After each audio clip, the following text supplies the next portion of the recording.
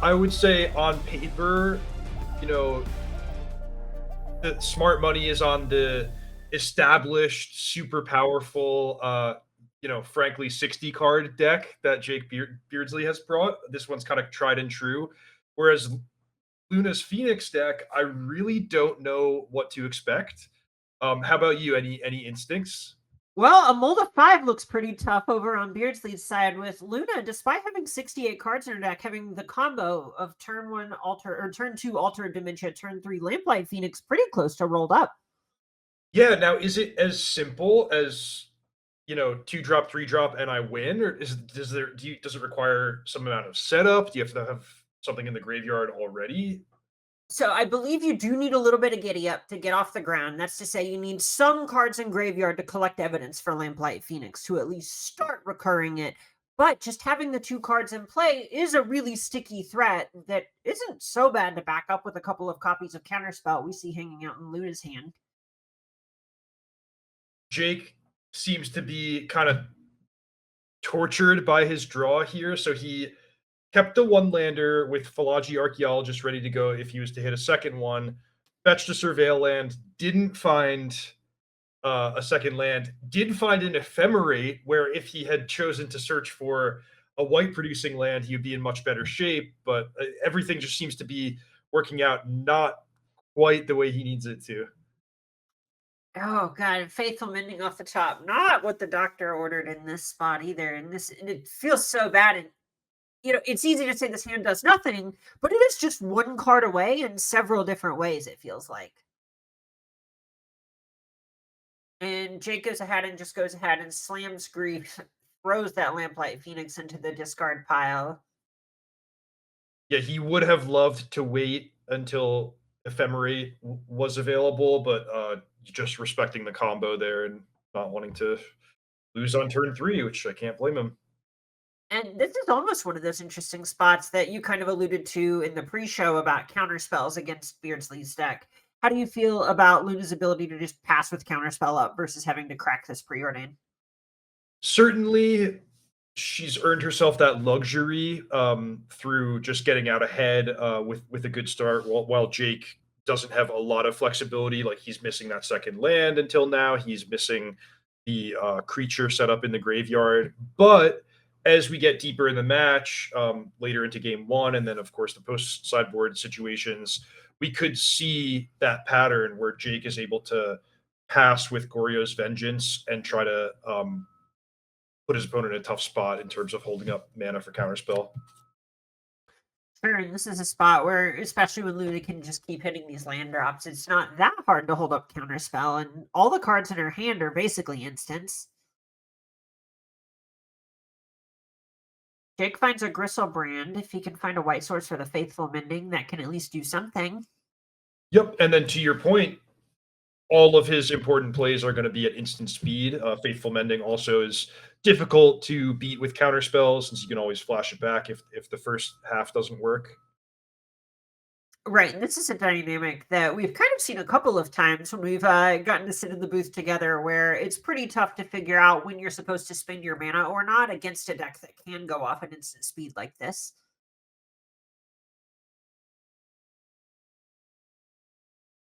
Ooh, breeding pool, not quite it, but not that bad with Leyline Binding in hand. Yeah, and just hitting those land drops in a game that's really slowly paced out like this is not the worst. Speaking of land drops, planes off the top for Beardsley. That's a sight for sore eyes. But Luna finds the One Ring to maybe recoup some cards. Is this the spot to be greedy and cast it? That is a fine question because that's the first proactive thing Luna has found to really drop the hammer and capitalize on Jake's bad start. However, we can see from our seat that if she taps out of counterspell mana, Jake is going to end of turn discard Grizzlebrand and then draw 14 cards with Goryo's Vengeance. So a lot can happen here depending on the choice that Luna makes. Yeah, it's really tough, right? Like at this point, when is Luna going to tap out? If not now, Jake has just probably unlocked a bunch of cards in his hand. Maybe she just feels like her back's kind of against the wall as she casts the One Ring.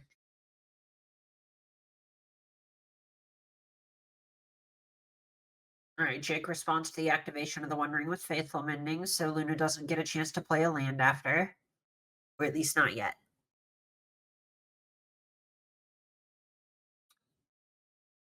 Finds Tainted Indulgence to go with the Goryo's Vengeance. Still only one source of black mana.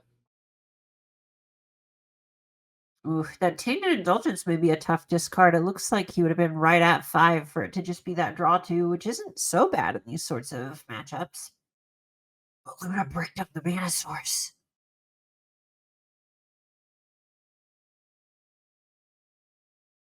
Oh my god, is this just going to happen? Yep, incoming 14 cards for Jake. He can also choose to ephemerate the Grizzlebrand, so it'll stick around. Notably, he can't connect in combat because Luna has both the protection from the One Ring and Leyline Binding Solitude if she needs it. But I mean, this is what Jake needed to happen, going from 5 cards to what, 19. And this is so tough because I don't think you can grief through the One Ring either, right? That says target opponent, not each opponent. I would guess so. I mean, I think we would have just seen grief get slammed there if it could have been. Yep, target opponent.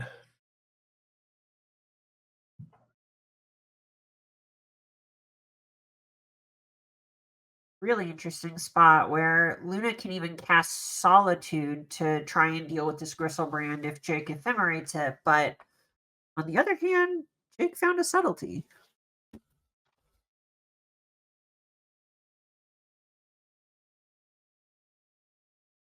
Jake probably keeping a careful watch on his remaining fetchable lands. You don't want to draw 3/4 of your deck and then find you can't can't get the land that you wanted.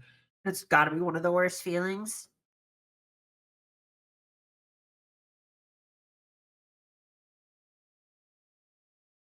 Down to 4. So here's a question for you.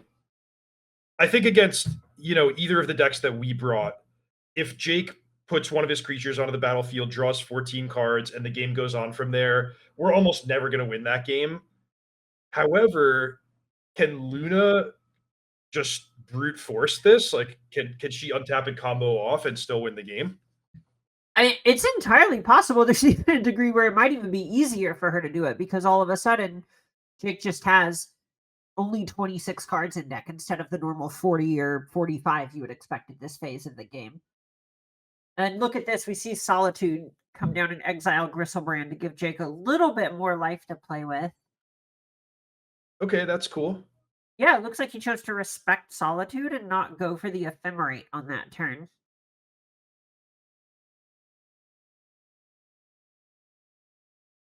So Luna's going to get to see a lot of new cards in the next turn or even 2 turns if we get that far. Looking for, I guess, just another Phoenix is the best thing that can happen. Florian revealed not quite it, but like you said, she's going to get to see a couple more with the One Ring. Prismatic ending in another One Ring? Not the worst. I mean, maybe this is the point where before we were kind of talking as if Jake getting to draw all of these cards was going to be the be all end all, but we saw Jake just have to pass the turn again after that. Maybe just chaining copies of the One Ring in perpetuity is the path forward for Jake. Right. Or So for Luna, rather. let's ask this question. Spot Jake his combo and all the cards that he wants. What is his goal? What's the best thing that he can accomplish in a turn? Because he can't deal 20 damage, right?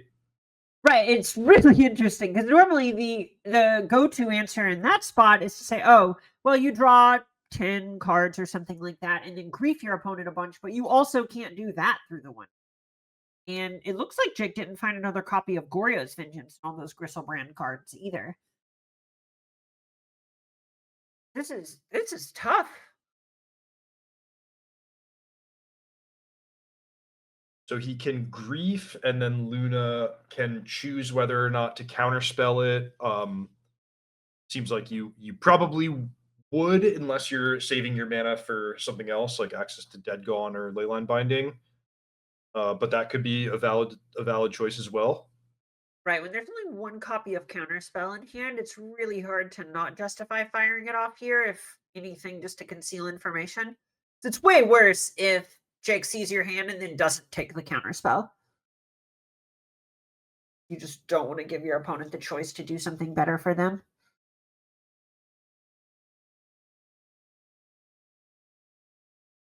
Oh, interesting. And here, rather than try and fight into double solitude, we see Jake just let the grief die with the ephemerate, now going to ephemerate the Philology Archaeologist, which Luna lets go.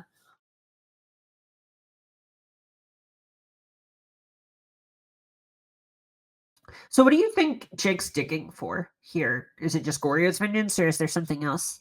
I think Goryo's vengeance would be the best. Otherwise, additional copies of Ephemerate. And he does find Goryo's right at the buzzer here. So we circle back to that big question, which is, okay, he can combo off, and then what? Then what does he want to do? Just find more copies of Grief, or set up for to do the same thing all over again the following turn? Right. One of the things that it feels like Jake's combo is would make him feel a bit favored in the matchup is that it is so much faster. You are able to just do it on turn 2. You do have these sort of grief, quote unquote, scam draws. But now that the game has gone on for a long time, it really just feels like pound for pound, Luna's cards are stronger. Anurag posed a question in the chat. Is there any world where you can mill Jake out without the combo? Like Luna has access to a lot of cards. You can evoke the Solitudes and then sack them to the altar. So is there any way you could just piecemeal, like, 15, 17, 20 cards? I'd believe it. At this point, we're staring at 8 that Luna could go after Jake's library for, right? Between the Solitudes, the Shaman token, and this Fable is eventually going to transform, assuming the game goes long enough. See, Enforced Negation, normally a great pickup. A little tough when a creature is the combo piece that Luna's digging for here. And then a funny dynamic here is, in a game where both players have been able to draw 20 plus cards, the One Ring against Griselbrand and Atraxa, I actually don't mind the position of the 68 card deck. Like, hey, I have more removal in my hand than you have threats in your entire library. Right, yeah. Yeah, exactly. That's I'm really interested to get your take on how sideboarding is going to go here, but for now, things look pretty great. Okay, so Luna did not there sacrifice the Solitude with the evoke on the stack. Okay.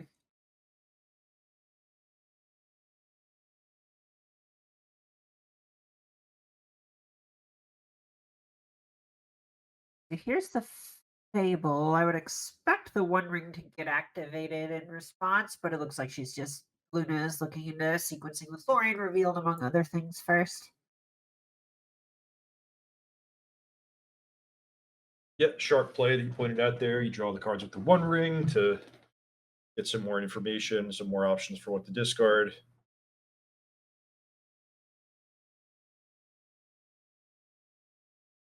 Gone, not looking like it's it anymore. Luna really just trying to find another copy of Lamplight Phoenix, and this is the downside of playing 68 cards, is you are just a bit less likely to find those combo pieces whenever you're ready to close the game out.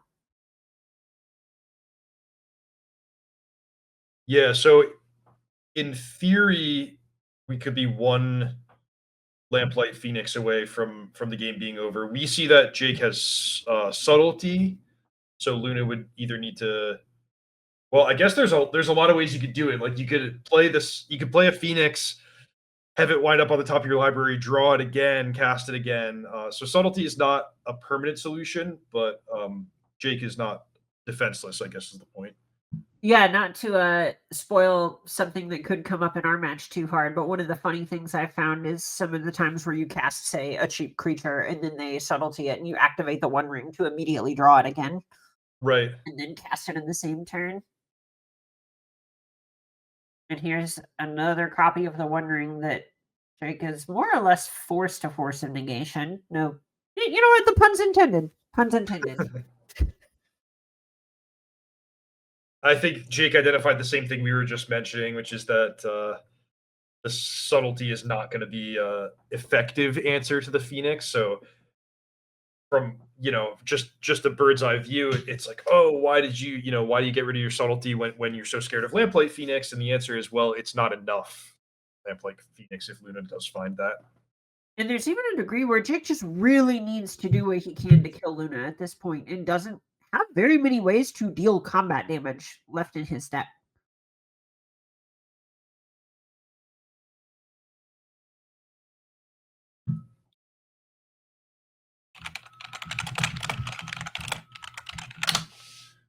And this is the spot that probably doesn't feel so hot if you're in Jake's seat, where we see him having to start using removal spells on things like Altar of Dementia, which is almost just admitting, okay, I can't do anything that matters right here. How do I actually stop myself from dying? And this deck is much worse defensively than offensively. I'm ready to be surprised, but it kind of looks to me like Jake is just out of material. Um, Luna has still Leyline Binding, Solitude, can mill Jake for a few extra points if needed. And yeah, I mean, just how do you get those last 10 points of damage through that wall of removal? Yeah, I'm fairly interested to see how Jake ends up using these Touch the Spirit realms. There's something that generally are used to just blink your own evoke creatures and get more value that way, but it could theoretically break up the combo even through Teferi Time Raveler, which I think is almost just like a life gain spell, and then it makes you lose less. But the first step to winning is not losing, I guess. True enough.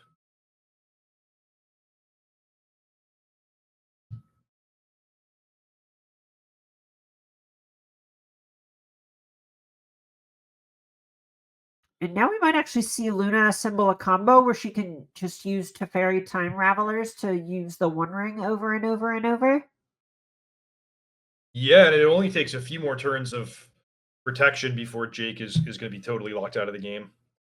Right, and we're also about to see reflection of Kiki Jiki with these evoke creatures and Altar of Dementia. This is one where Luna really feels like she has her bases covered. And I just want to go back to that turn where she tapped out of Counterspell. And we even thought, oh, what are you going to do without Counterspell up? But we've seen just how important that protection from the One Ring is against an all-in combo deck like this. Totally. It's been really impressive to see.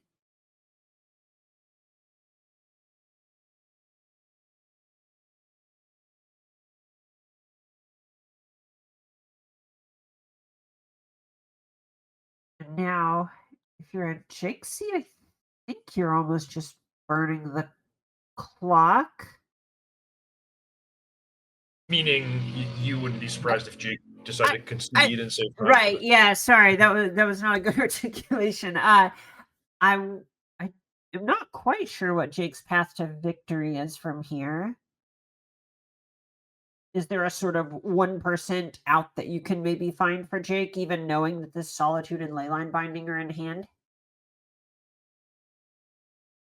I'm tempted to say knowing the Solitude and Leyline Binding makes it impossible. I mean, Jake can always use wishful thinking that maybe Luna has a bad hand here, and you never blame someone for playing it out in Totally. competition like this. But I'm not seeing it myself.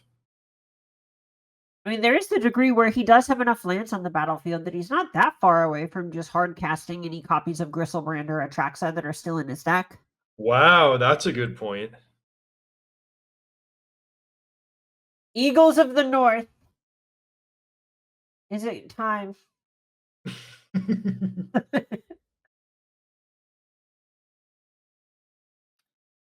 And no, Luna's not going to let this one slip away from her for the memes. She goes ahead, prismatic endings on the Touch the Spirit Realm, gets back Fable, casts another copy of the One Ring. 100 cards in hand.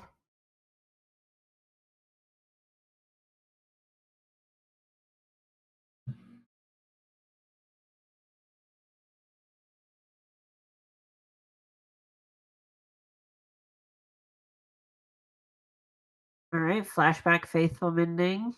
Discarding Philology Archaeologist, Polluted Delta on Jake's side. Still has Goryo's Vengeance Ephemerate. It feels like if anything's going to be enough, Goryo's Vengeance plus Ephemerate has to be pretty close. Okay.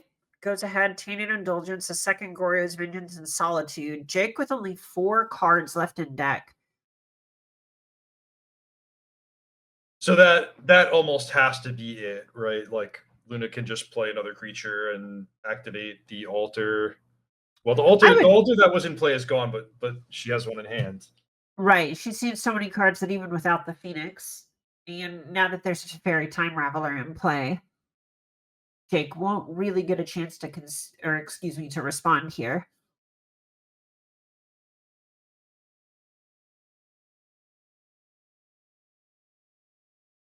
And finally, once it is way beyond being necessary, the combo is assembled.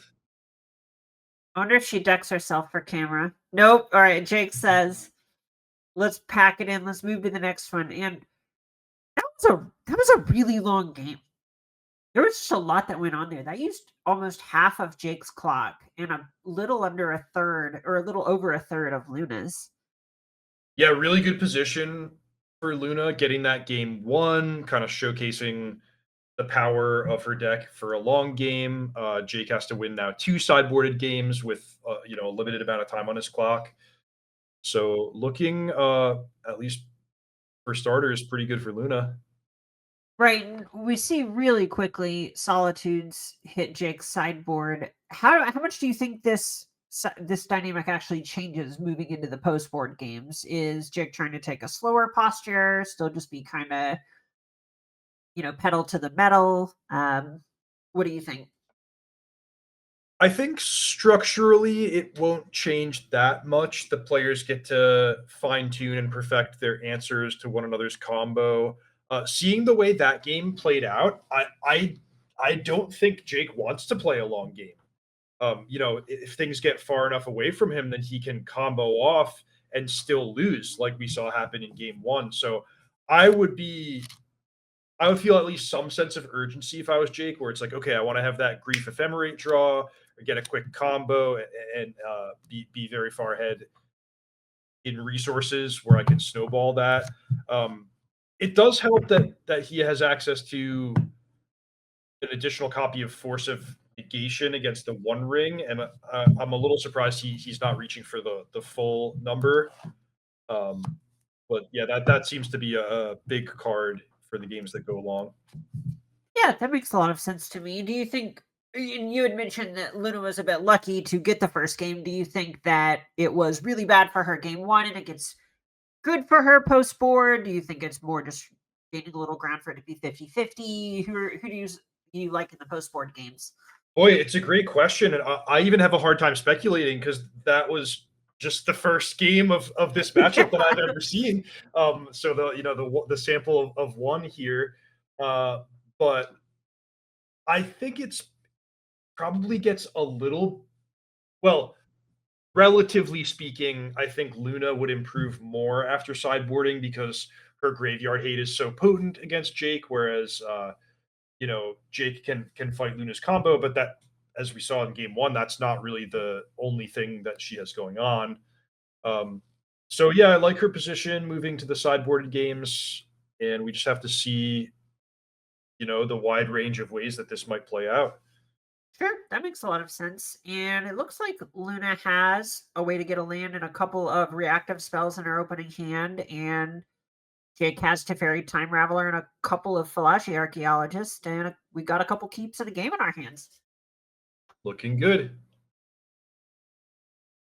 So, catching up on the chat, if you are just tuning in to Mako Masters, this is an ongoing league where there's a special rule that the players cannot repeat decks from previous weeks. So actually, Carmen, you and I both in our first night of play brought Yawgmoth, and that was great. We both advanced to the winners bracket, but that's it. We cannot reach for Yawgmoth. We can't go back to that well for the rest of the season, and that makes it pretty interesting. And Jake, who's famous for the Rakdos Evoke deck, chose to use that in his first week. Now has to go to something different. Yeah, and this week I think we even see a lot of people kind of bringing their pet decks, some stuff that they aren't quite as sure in, or maybe isn't quite as home. Like I know I brought my mono black deck. You had mentioned that you like the Junt cards a lot, but brought Expressive Iteration this week. We see this cool brand new flavor of deck from Luna and Jake doing something a little bit different. It almost feels like we all kind of went, I got one to give. Let's do something cool and fun this week. Yeah, which I think that's a cool and fun aspect of the structure of this event. To be honest, the goal is to incentivize a wide variety and some spicy decks, and we're getting it.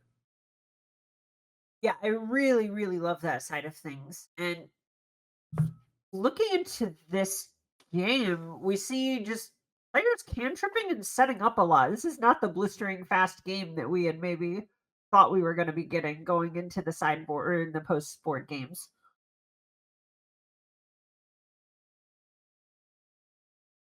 A bunch of counter spells and reactive spells in both players' hands, but Fairy Time Raveler coming down on Jake's side is really going to hurt the Dovin's Vetoes of the world. Oh, great point.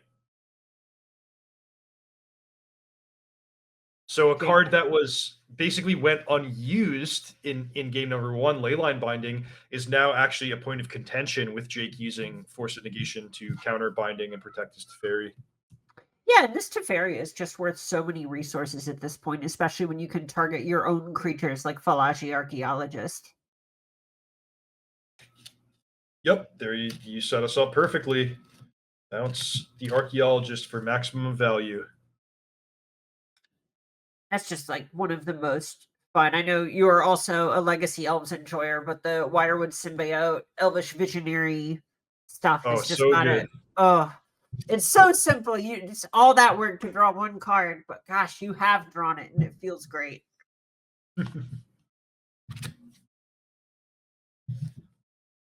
And back to Luna's side, are we going to see a fair Fable, a fair Lamplight Phoenix, maybe? This is looking dicey all of a sudden. Yeah, the Fair Fable looks a tiny bit better after Teferi went from 5 down to 2 loyalty. At least there's the hope that your Goblin Shaman will stick around for a turn. Yeah, and I think there's a lot of merit to Luna just playing the Phoenix here as well. Just it does threaten to actually kill the Teferi the following turn, and I'd expect Jik to be a bit lower on removal in the post board games. So this prismatic ending that he has is likely a bit unfortunate for Luna, but I see where she's coming from. Yeah, totally. I mean, the first thing you pointed out when we went to sideboarding was Jake taking out those Solitudes. So if those are out of the picture, then there are a lot fewer cards that can deal with the 3/3 flying. Ooh, Falaji Archaeologist coming to give Luna the business. Got to get those 20 life points somehow. Listen, we saw last game, Jake did not get very many opportunities to deal damage. Got to get in while the getting's good. Ooh, copy of Ephemerate. Really just going to draw his whole deck with this copy of Falaji Archaeologist at this rate.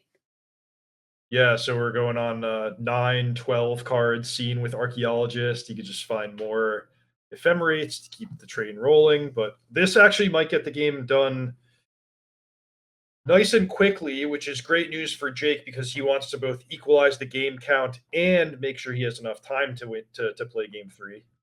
Yeah, finds out Goryo's Vengeance off Falaji Archaeologist. Can't take it fast enough. Puts Atraxa onto the battlefield. Hits a copy of Touch the Spirit Realm. So I imagine Atraxa is going to unify even more of the cards in Jake's hand. Or Library into hand. This pun's falling apart. All right, Ephemerates it.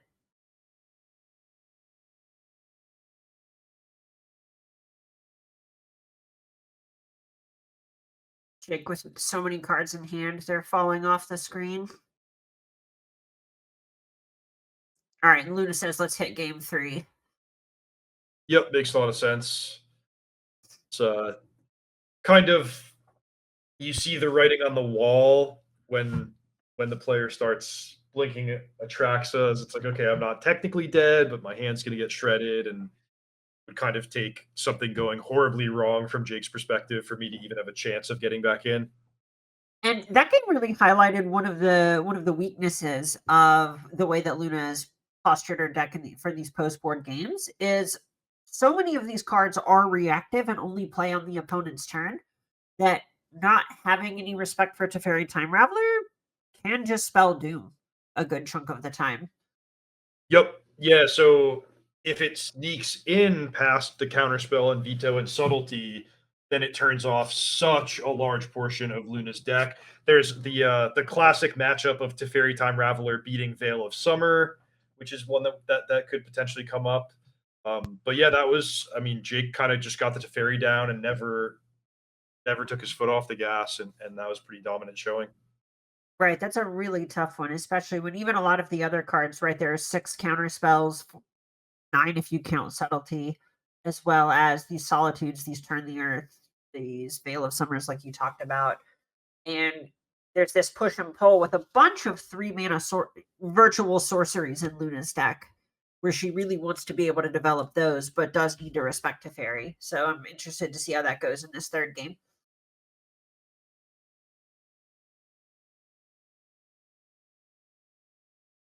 Luna's hand is, unexciting, but might just choose to keep on the strength of Fable on turn 3 on the play. Jake's hand, on the other hand, it is imperfect. He had double grief, but not much else going on. He's down to 5 cards for the second time in the match. Yeah, and look, he put a bunch of spells back, really showing an emphasis on land drops in these post board games, wanting to make sure that he's able to keep developing threats, double spelling as we move into the mid game, and so on. Hey, Carmen, can you talk to us about Surgical Extraction? That's a card that maybe I would have expected from Luna's side against Jake, but what's Jake's goal with the Surgical here? So there are a couple of things going on. There's naturally the graveyard centric combo in Lamplight Phoenix, where you can either break up that combo whenever Altar of Dementia or something to that effect starts to try and go for it, actually end the game and kill Jake. On the other hand, it also, on Jake's side, he has a deck that plays a bunch of cards like Faithful Mending that are able to just loot this away, or Grief that can just make use of the cardboard. I know there's the old adage of pitches to force kind of being a meme, but realistically, it is better than some of the just creature spot removal spells like Solitude that Jake might otherwise have access to. Okay, I like your point of a kind of situational, high potential card being appealing for Jake's deck, which can see so many cards looted away, pitched to grief. That makes a lot of sense. And it looks like Luna has the turn 3 Teferi of her own, which is pretty good against the Surgical from Jake. But it does give a window for Jake to resolve his own copy of Teferi if he wants. Yeah, so you see there, Jake, what was it, a Surveil land was able to bin the Atraxa. So if he had Goryo's Vengeance, it would resolve right now, but he doesn't. So that means the game is gonna continue and get a little scrappy. Now both players with Teferi on the battlefield. Who do you see this as favoring? I actually like Luna's side, just with us getting all the information in the world, right? Where Luna just actually has a bunch of real material in hand to be able to pressure the opposing Teferi. Jake is really hoping to find something strong off the top. And don't get me wrong, if he finds a copy of something like Goryo's Vengeance, he probably wins the game on the spot. But unless he can find exactly that card, he looks a little bit behind here. Yep, looks like the best he can do is either prismatic ending the Goblin Shaman or just Phantom Monster with the subtlety here on the main phase. Oh, that one cannot feel good, but maybe it's what the doctor ordered. It really depends. After that last game, if I'm in Jake's seat, I really think I just want to use a removal spell in this Goblin Shaman, even if it doesn't feel good. But I think there's merit to just playing subtlety here. What do you think? Yeah, it looks like it will work out badly if that's what Jake decides, because Luna could just hit a 5th land and cast Solitude and then kill Teferi with the Goblin Shaman. But Jake might conclude that he needs something to go right for him in this game. And oh no, okay, so he's passing, which normally would indicate casting subtlety at instant speed, but actually the only play he can make now is to touch the spirit realm and blink the goblin shaman token. Ooh, it looks like Luna found a Soul Guide Lantern, which is the one graveyard hate piece that you can use while under a Teferi Time Raveler. That's got to be a sight for sore eyes for her. Yeah, so Jake can prismatic ending a potential soul guide lantern, but that would probably result in Luna, exiling the Atraxa, and Jake would have to set up from scratch. So now he's pretty far from being able to assemble his combo or do anything impressive. Right. And Luna being a turn ahead on the Teferi Time Raveler as well is not nothing because there is a degree where she can do some of the tricksy stuff, bouncing her own Fable, for example, just to make another goblin and get another rummage towards her important cards. Or even just clear the Phantom Monster mode of subtlety for her upcoming reflection of Kiki Jiki to take out Teferi. Wow, so great Oh, setup for Luna. High protection, multiple lines of defense with Teferi and Soul Guide Lantern, and then next turn can just go for the combo, alter, lamplight, and even though Jake has some reactive cards of his own, they're going to be ineffective in the face of Teferi. yeah, this looks like a spot where Jake has to know that he needs to prismatic ending this Teferi Time Raveler, or the game will end on the spot.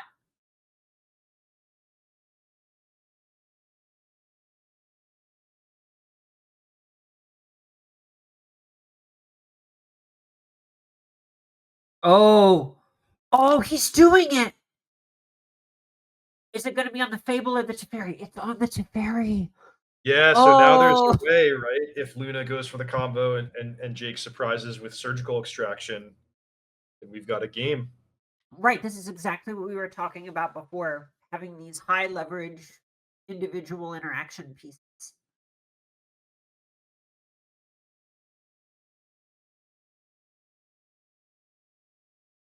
All right, Leyline Binding goes after Teferi. Altar of Dementia hits the battlefield. Lamplight Phoenix hitting the stack.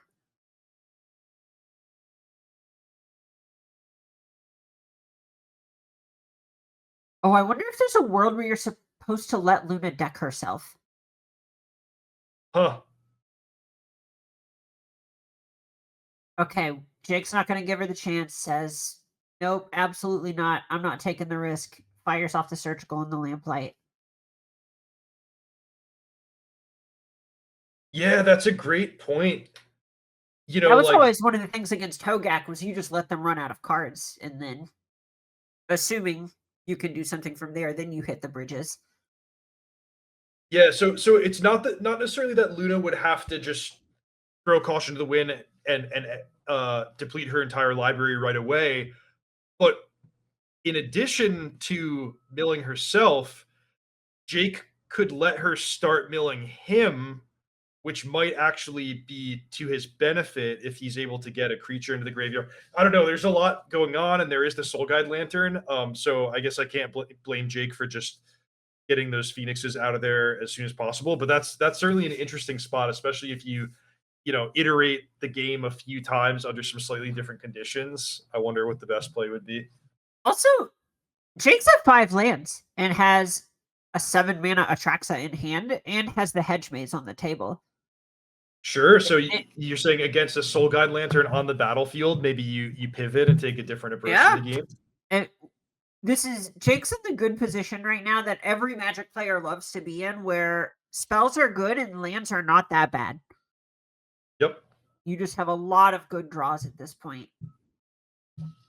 Force of Negation, not the best draw here. I will that one's on me. Uh You got the subtlety, you've got the force, little something for everybody. yeah, sure. All right, we see Jake going ahead, just firing off subtlety on this solitude just to be a little bit more mana efficient.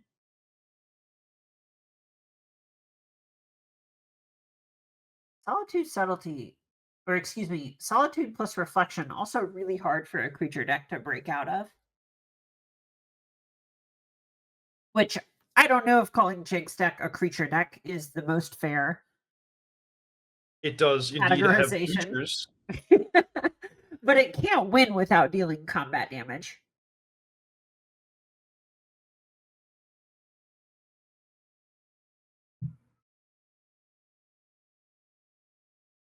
Looks like that was upkeep, cast Solitude. Sure.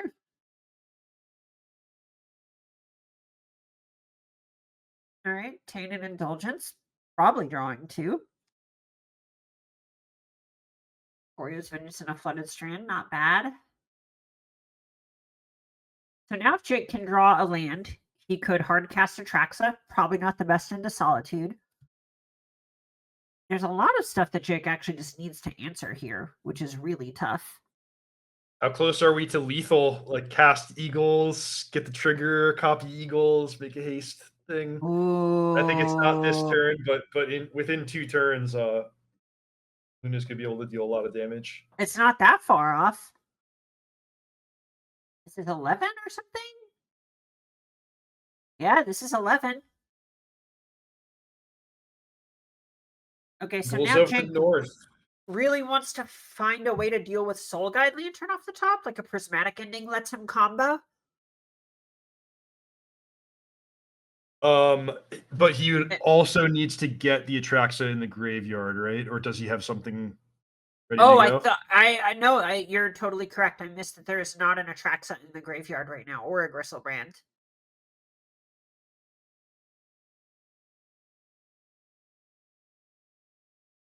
All right, we have the instep fetch. Well, not what I meant by needs the Gristlebrand. And Jake packs him in. That is Luna moving to the winner's side of week 5 in the winner's bracket of MTGO Masters. She is 1 win away from top 8 with, I'm prepared to say it, the coolest deck